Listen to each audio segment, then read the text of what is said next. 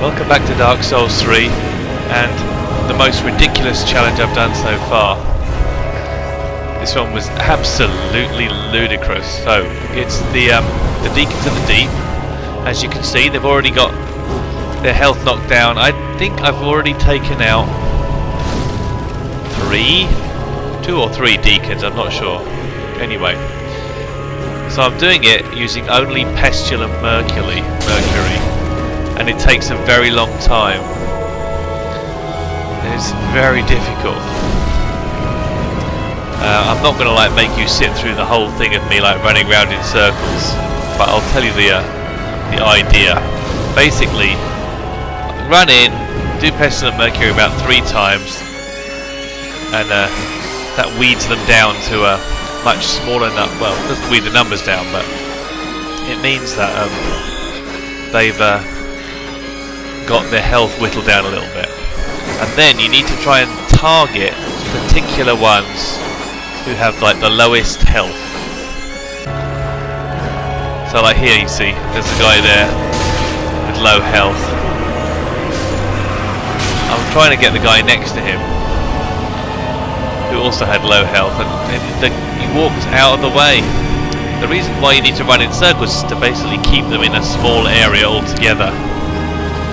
But there you see, even though the guy was down to a tiny bit of health, the spell runs out quickly and the red aura thing disappears very quickly. It's really frustrating. Anyway, we'll zoom forward a bit more. I was just running around. The whole fight takes maybe 20 minutes, maybe more, I'm not sure.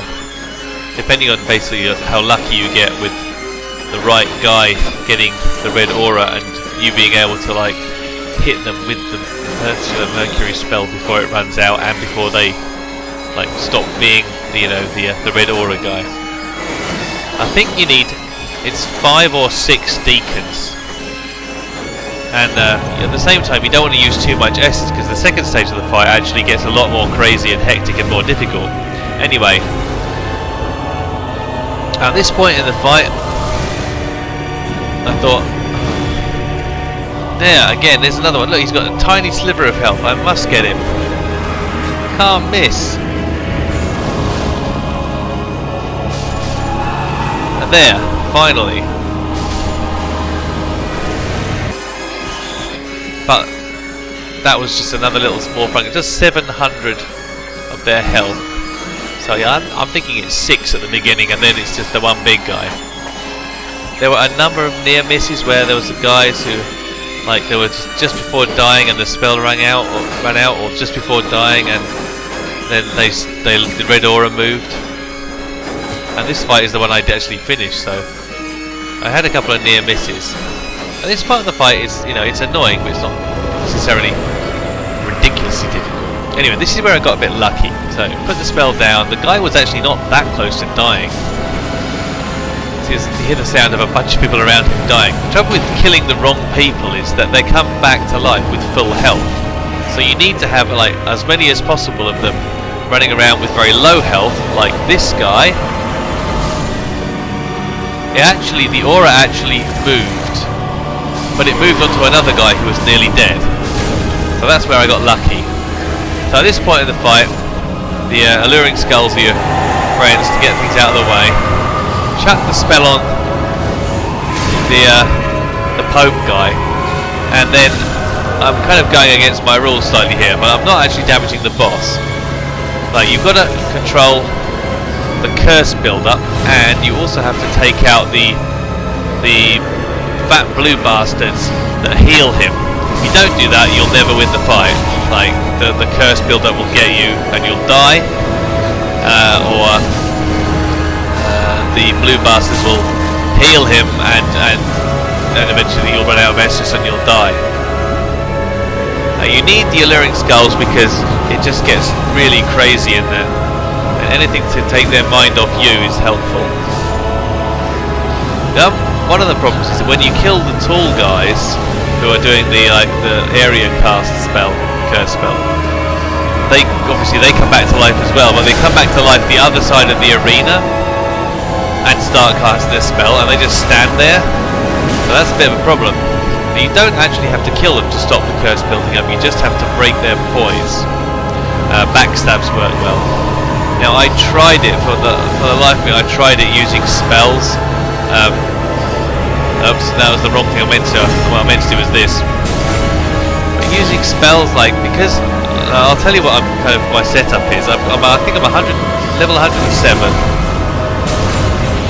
I got 60 int, which doesn't make any real difference to this spell. It doesn't make it any stronger. I'm using a +5 Court Sorcerer's Star. The ring setup is the most important part, I'd say. So, because this spell is not affected in any way by any of the sorcery boost rings, like the Bellowing Dragon Ring, the Young Dragon Ring, it's not boosted by the Magic Clutch Ring either, it's not boosted by the Dark Clutch Ring, it's not boosted by frickin' anything.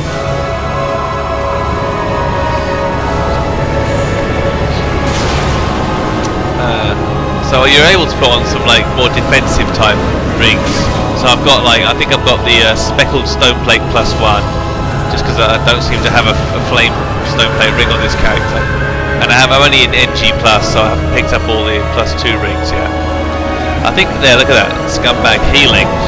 So you realise like the health bar just went back up. It had gone down a fair bit and it just went back up again. So that's why you can't win the fight like that. So you've got to keep an eye on the curse, try and take these guys out, and they've got a ton of health, and my katana's like very low damage dealing because I'm not really a swordsman, you see.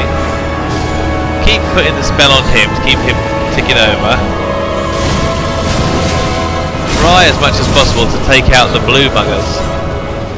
Here we go, I'm going to take this guy out. That took a lot of work, He's still not dead, there he is, right.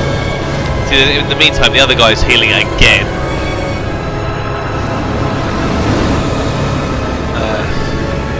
Some kind of good defensive shield. I'm using the Fire Dragon, what is it called? Dragon Crest shield.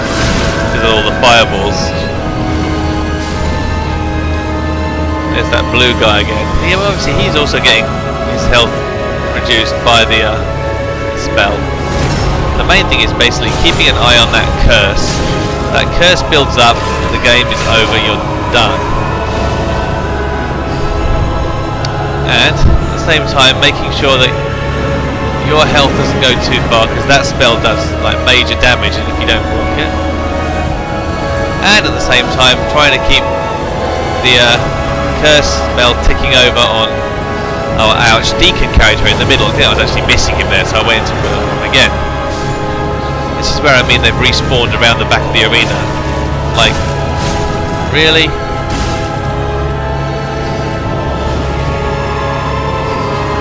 Curse is building up. It's like, we've got to find who's doing it. Here we go.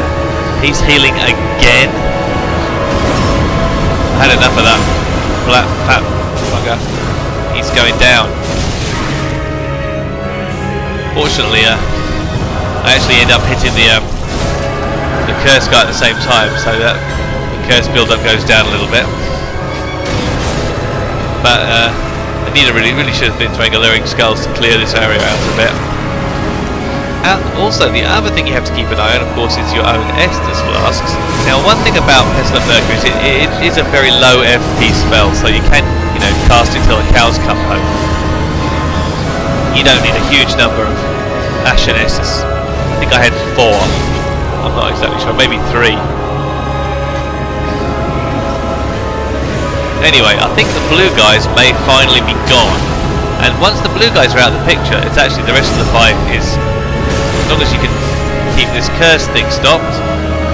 Obviously, the damage is ticking up, and it's decent damage, as you can see. I mean, like 400, 500 odd damage over time, admittedly, but he doesn't really move, so he's not trying to get out of the way.